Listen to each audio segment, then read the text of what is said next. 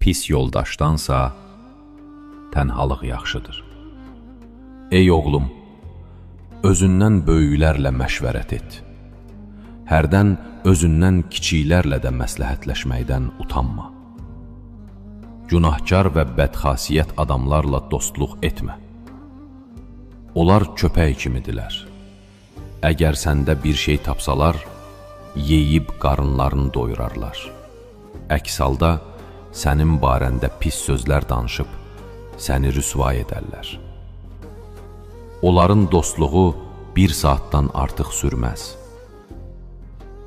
Ağıllı adama o xasiyyət yaraşır ki, öz ailəsi ilə uşaq kimi rəftar etsin. Cəmiyyət içində isə özünü vüqarla aparsın.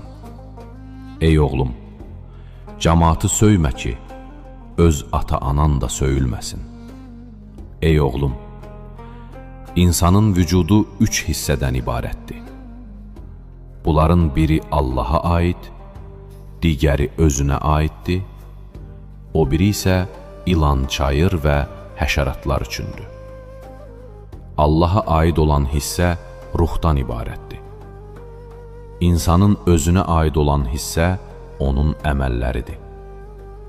İnsanın bədəni isə öləndən sonra ilan, çayır və həşəratlara qalar.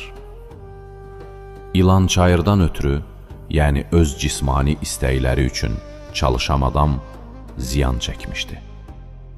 Ey oğlum, pislik pisliklə ləğv edilməz. Axı odu odla söndürməzlər. Pisliyi yaxşılıq vasitəsilə ləğv edərlər. Odu su ilə söndürərlər.